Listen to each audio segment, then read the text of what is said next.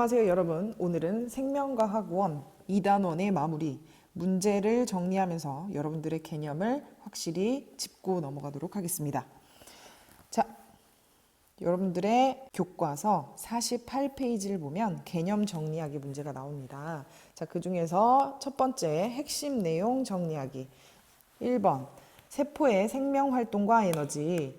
물질 대사는 생명체에서 일어나는 모든 화학 반응으로 에너지 출입이 따르기 때문에 에너지 대사라고도 합니다. 자, 그 중에서 동화작용과 이화작용 두 가지로 나눌 수가 있게 되는데, 동화작용은 단순한 작은 물질로부터 크고 복잡한 물질로 합성하는 반응이기 때문에 에너지가 흡수된다 라고 했습니다. 그래서 작은 저분자 물질로부터 고분자 물질이 된다고 얘기했었죠. 자, 대표적인 예로 단백질 합성이나 글리코젠 합성, 광합성 등이 있었습니다. 자, 이화작용은 크고 복잡한 물질을 작고 단순한 물질로 분해하는 반응으로 에너지가 방출된다라고 보면 됩니다. 자, 이 역시 고분자 물질에서부터 저분자 물질이 되는 과정에 해당이 되죠. 그림으로 알아볼 수 있습니다. 자, 이 그림을 보게 되면 큰 분자로부터 작은 분자가 되는 작용은 이화작용. 대표적인 예로 포도당이 산소와 만나서 미토콘드리아에서 세포호흡을 통해 이산화탄소와 물을 만들면서 에너지를 방출시키는 과정이 있었고, 동화작용 같은 경우에는 에너지를 흡수하는 과정으로서 작은 단위의 아미노산과 같은 물질이 단백질이 되는 과정에 해당이 되었습니다. 자, 두 번째, ATP 생성과 이용. 첫 번째, 세포호흡은 세포에서 영양소를 분해해서 ATP를 얻는 과정이다 라고 했습니다. 그리고 주로 세포 내에서 미토콘드리아에서 일어난다 라고 했었죠. 자, 세포호흡의 에너지원은 섭취한 음식물의 화학에너지로서 주로 탄, 단지 세 가지가 있다고 했었죠. ATP는 생명활동에 직접 이용되는 에너지 저장 및 전달 물질입니다. 세포호흡 결과 발생한 에너지 중 일부는 ATP의 형태로 저장돼서 물질 합성, 근육운동, 체온 유지 등 다양한 생명활동에 이용되고, 나머지는 열로 방출됩니다. 이때 이 방출되는 열 에너지는 다시 체온 유지에 이용되기도 하죠.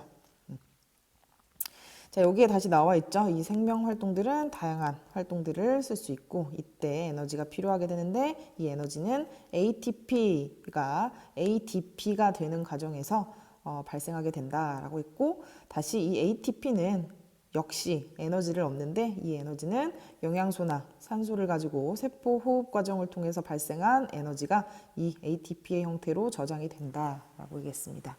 자, 여기에서 여러분들이 궁금한 점이 있는데, ATP는 뭐고 ADP는 뭐냐? 자, ATP는요, 아데닌 트리 포스페이트의 약자고, ADP는 아데닌 다이 포스페이트의 약자입니다.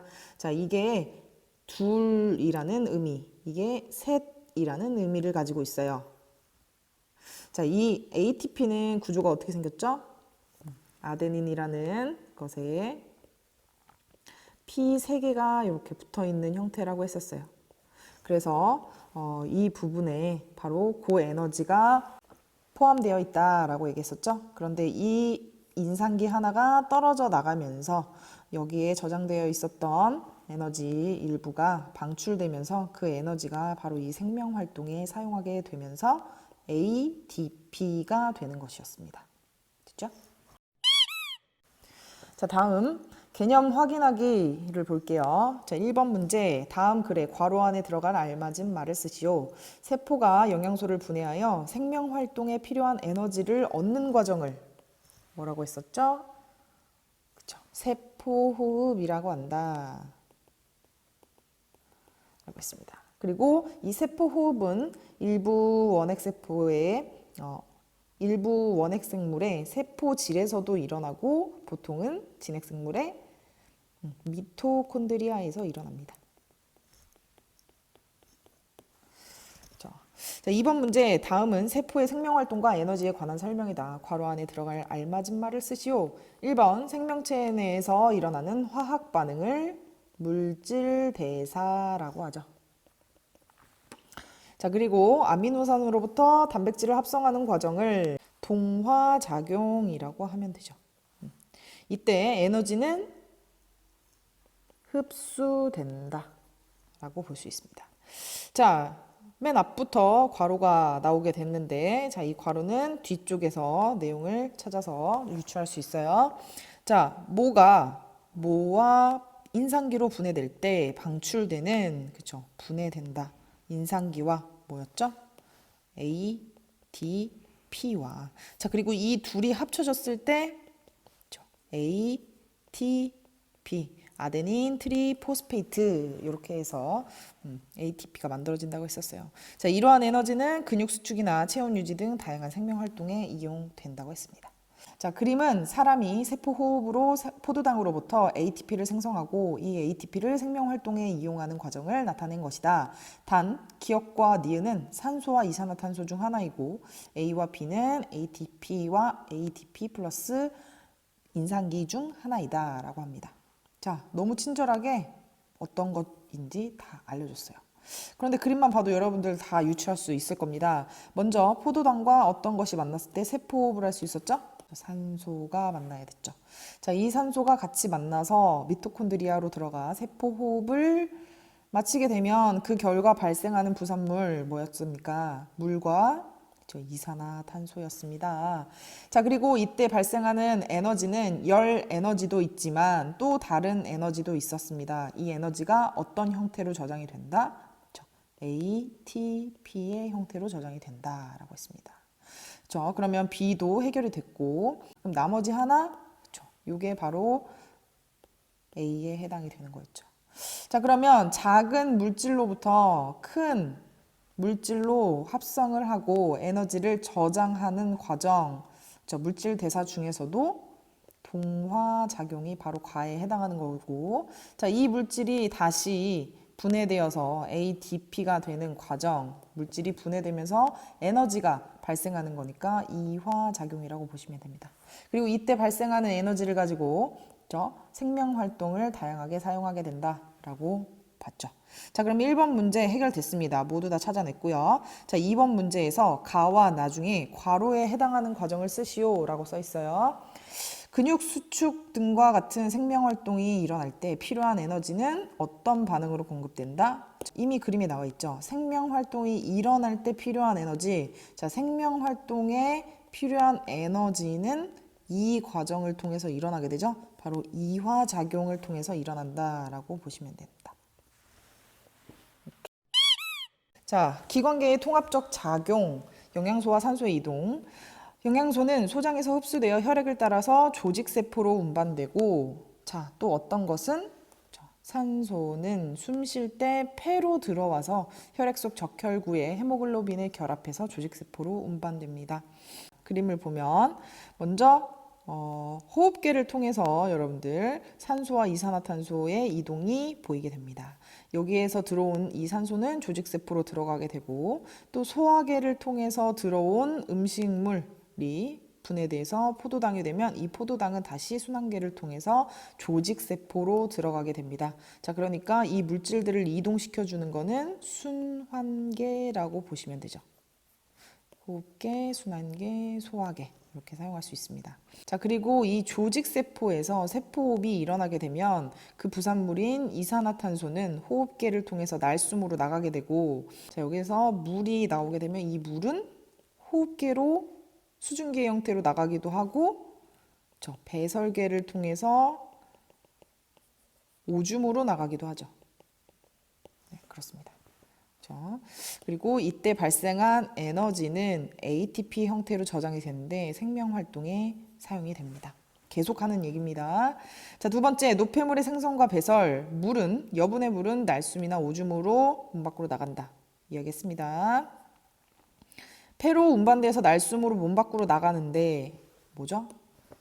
노폐물, 물 말고 이산화탄소라고 보시면 됩니다. 암모니아는 굉장히 독성이 강한 물질이기 때문에 해독기관인 간으로 이동해서 요소로 변환한 다음에 물과 함께 콩팥에서 오줌으로 몸 밖으로 나가게 됩니다. 기관계는 소화계, 호흡계, 순환계, 배설계 등 여러 가지가 있습니다. 자, 그들은 각각 고유의 기능을 하면서도 유기적으로 작용해서 생명이 유지되도록 합니다. 자, 네 가지 중에 한 가지를 쓰시면 되겠죠? 순환계는 영양소와 산소, 노폐물들을 이동하게 되고, 소화계는 음식물을 잘게 분해하고, 자, 산소를 받아들이고 이산화탄소를 몸 밖으로 내보내는 곳은 그렇죠, 호흡계입니다. 자, 배설계는 과잉의 물과 노폐물을 몸 밖으로 내보내게 되죠. 다음. 자, 다음 설명 중 옳은 것은 O, 옳지 않은 것은 X표 하시오. 1번. 세포 호흡으로 영양소가 가지고 있는 모든 에너지는 ATP에 저장된다. 맞나요? 아닙니다. 그렇죠? 어느 부분이 틀렸습니까? 바로 이 모든이라는 부분이 틀렸죠? 왜? 일부는 열 에너지로 나가기 때문이죠. 자, 2번 세포 호흡에 필요한 영양소는 소화계와 순환계를 거쳐 산소는 호흡계와 순환계를 거쳐 세포로 운반된다. 맞습니까? 저 영양소는 소화도 되고 순환계를 통해서 이동합니다. 산소는 호흡계를 통해서 그리고 순환계를 통해서 이동합니다. 맞는 이야기고요. 자, 3번 폐포와 폐포 주변 모세혈관 사이에서 산소와 이산화탄소 이동에 ATP가 사용된다. 맞나요? 자, 여기서 벌써 이야기를 했죠. 영양소와 산소는 순환계를 통해서 이동합니다. 뭐 혈액을 통해서 이동하는 거예요. 자, 혈액의 흐름에 ATP 이용되나요? 아닙니다. 그쵸? 이용되지 않아요. 그래서 틀린 이야기로 보시면 됩니다. 4번 탄수화물과 지방이 세포 호흡에 이용되면 노폐물로 이산화탄소와 물, 암모니아가 생성된다. 틀린 이야기입니다. 뭐가 틀렸냐? 암모니아는 나오지 않습니다. 왜? 탄수화물과 지방만 이야기하고 있잖아요. 저 단백질이 있을 때만 세포호흡 결과 질소를 포함하기 때문에 암모니아가 발생하게 된다고 했습니다. 자, 5번 섭취한 음식물 중 흡수되지 못한 찌꺼기는 배설계를 거쳐 몸 밖으로 나간다. 저 흡수되지 못한 찌꺼기 뭐예요? 바로 똥이죠. 배설계는 여러분들 신장을 거쳐서 소변으로 나가는 것을 얘기해요. 소변. 그렇기 때문에 이 찌꺼기 대변의 경우에는 배설계를 통해서 나가는 것이 아니라 바로 소화계를 통해서 나가기 때문에 X입니다. 2번 문제. 그림은 체내에서 물질 이동에 관여하는 기관계의 통합적 작용을 나타낸 것이다. 단, 가에서 단은 뭐다? 친절하게 알려주고 있습니다. 이 중 하나를 고르면 되는데, 자, 바로 아래에 있는 것부터 볼게요. O2와 이산화탄소가 이동합니다. 딱 봐도 기체죠? 기체와 관련 있는 기관계, 바로 호흡계입니다. 오케이. 자, 그리고 오줌과 관련 있는 것 뭡니까? 배설계죠. 그리고 음식물과 관련 있는 것은 소화계입니다. 너무 쉬웠어요. 자, 그리고 이런 것들은 다 순환계와 연관이 되어 있고 이 순환계를 통해서 여러 가지 물질들이 다 이동을 해서 세포 호흡에 사용이 된다라고 했습니다. 자, 1번 문제 해결됐고요. 그 다음에 2번 문제 세포 호흡에 필요한 영양소와 산소의 이동 과정과 세포 호흡 결과 생성된 노폐물의 이동 과정을 각 기관계와 관련지어 서술하시오. 자, 영양소와 산소의 이동 과정 그리고 노폐물의 이동 과정을 적으래요. 첫 번째 질문에 대한 해답을 보면 영양소와 산소의 이동 과정은 각각 소화계와 저 호흡계로 들어와 순환계를 거쳐 조직세포로 이동한다 라고 보시면 되고, 자, 세포흡 결과 생성된 노폐물의 경우에는 뭐라고 쓰시면 될까요? 자, 이들은 호흡계와 배설계로 이동해서 몸 밖으로 나간다. 그렇죠? 여기에 플러스 순환계. 자, 대사성 질환. 대사성의 질환은 여러 가지 종류들이 있었죠. 뭐 당뇨병이라던가 고지혈증이라던가 구루병 등 물질 대사에 이상이 생겨서 발생하는 질환입니다. 자, 이것들은 유전적인 요인들도 있지만 노화나 아니면 뭐 스트레스, 영양 과다, 그리고 신체 활동 감소 등 환경적인 요인이 복합적으로 작용한다고 했습니다. 자, 대사성 질환은 어떻게 예방할 수 있냐? 균형 잡힌 식사와 꾸준한 운동을 통해서 에너지 섭취량과 에너지 소비량을 균형 있게 하면 된다고 볼 수 있습니다. 자, 4번. 물질 대사에 이상이 생겨서 발생하는 대사성 질환 중에 인슐린의 분비가 부족하거나 인슐린이 제대로 작용하지 못해 발생하는 질환의 명칭을 쓰시오. 아주 쉽습니다. 당, 뇨, 병. 자, 이번엔 좀 어려운 문제예요. 풀어보도록 하겠습니다. 여러분들 교과서에 50페이지와 51페이지에 걸친 문제 3가지 풀어볼게요. 1번, 그림은 체내에서 일어나는 물질 대사 과정을 나타낸 것이다. 생명체에서는 물질 대사가 끊임없이 일어나고 있으며 동화작용과 이화작용은 맞물려 일어날 때, 그래서 톱니바퀴 모양을 그렸나 봐요. 자, 그림을 참고해서 생명 활동이 일어나려면 음식물을 섭취해야 하는 까닭을 세포호흡과 ATP 합성, 분해, 이것들과 관련지어서 서술하시오라고 했습니다. 여러분들 이 내용 세포호흡은 어떻게 이루어지는지에 대해서 일단 알고 있다고 보고, 음식물을 섭취해야 하는 까닭 뭡니까? 바로 생명 활동을 유지하기 위해서죠. 생명 활동을 하기 위해서 음식물을 섭취해야 합니다. 그렇죠? 자, 이때 이 생명 활동을 하기 위해서는 에너지가 필요하게 되는데 이 에너지는 어디서부터 오냐? 바로 ATP에 저장된 에너지가 ADP와 인산기로 분해되면서 얻습니다.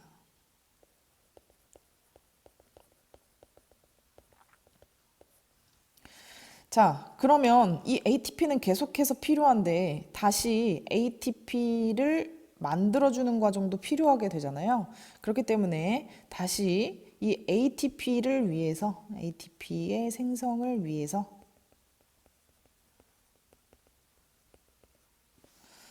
ADP로부터 다시 ATP가 되는 과정에도 에너지가 필요하게 됩니다. ATP 생성을 위해서는 에너지를 얻어야 하는데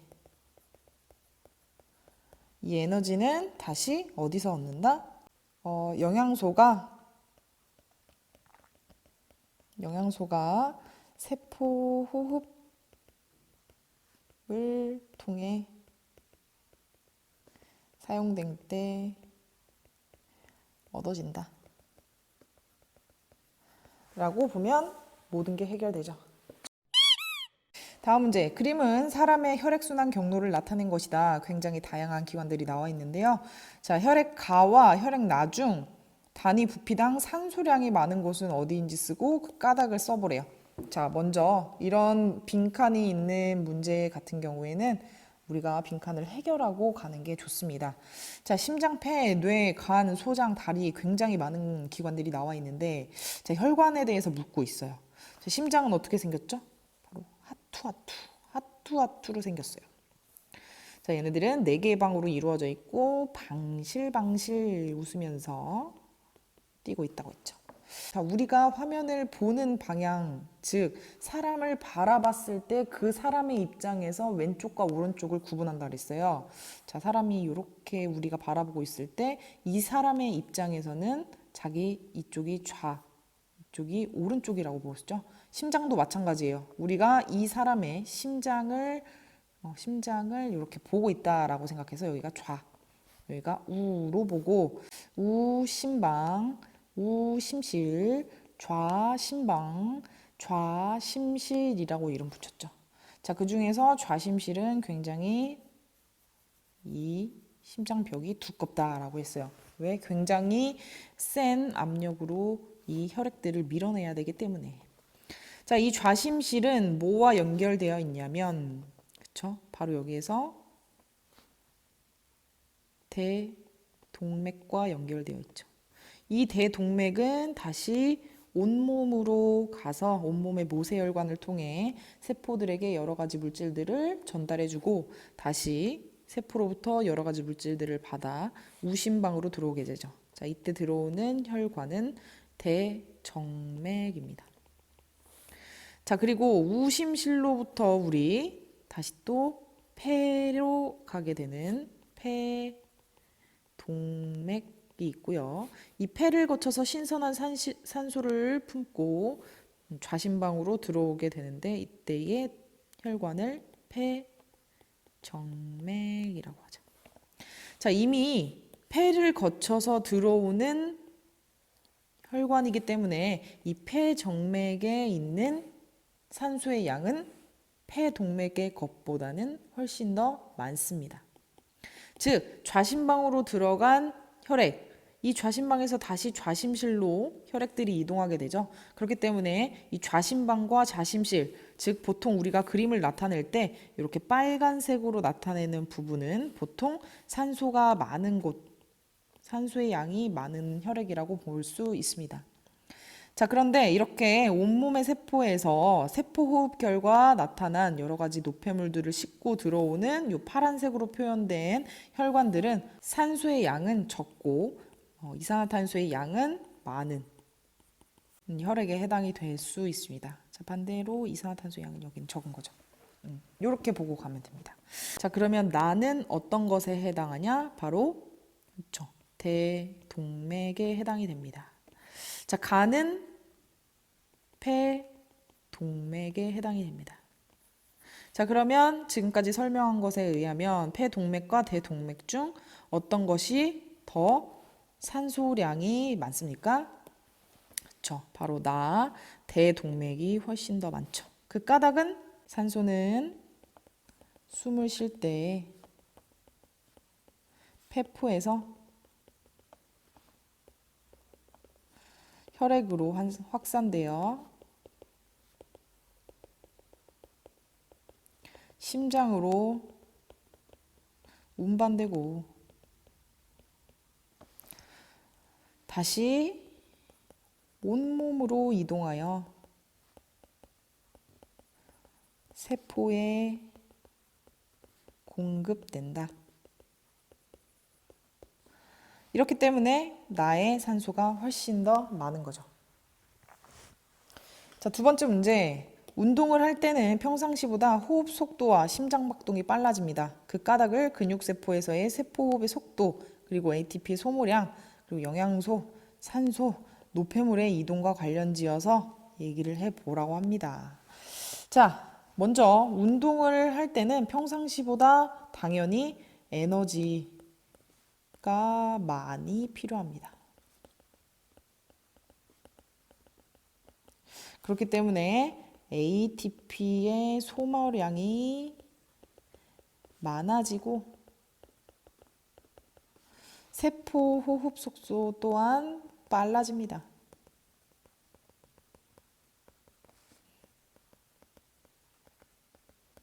따라서 조직세포에서 이산화탄소의 생성 속도가 빨라지게 되기 때문에 자, 노폐물에 해당하는 거죠. 이산화탄소가 순환계로 이동하고 호흡계로 가서 날숨으로 밖으로 간다.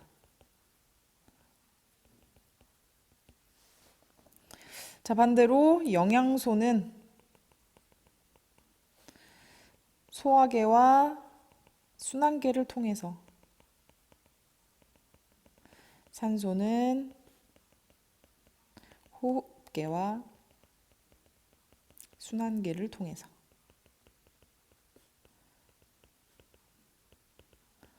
세포에 공급됩니다. 이 과정을 거치게 되면 당연히 세포호흡 속도가 빨라지게 되고 다시 또 에너지는 많이 만들어지고 에너지가 많이 만들어지면 다시 또 운동을 하는 데 사용을 하게 되죠. 자, 마지막 문제 3번 그림 가는 여러 가지 영양소가 세포호흡에 이용되어 생성된 노폐물이 배설되는 과정을 그림 나는 사람의 콩팥을 나타낸 것이다. 자, 여기서도 기억에서 디귿의 예를 나눠줬습니다. 자, 근데 우리 보고 다 알 수 있어요. 자, 보면 지방산이나 포도당이나 아미노산에서 모두 다 만들어져요. 뭘까요? 바로 물에 해당이 되죠. 그리고 아미노산은 질소를 포함하고 있기 때문에 암모니아를 만들게 되고, 이 암모니아는 독성이 강하기 때문에 해독기관인 간으로 가서 요소로 전환된다고 했습니다. 그리고 나서 배설계인 콩팥으로 가서 우리 오줌으로 만들어지는 거죠. 자, 바로 이게 콩팥인데요. 이 콩팥으로 가기까지의 혈액에는 당연히 이 요소나 물이나 여러 가지 물질들을 다 가지고 있습니다. 그쵸? 그런데 이 콩팥을 딱 거쳐서 나오게 되면 이미 요소는 오줌으로 다 배출이 됐어요.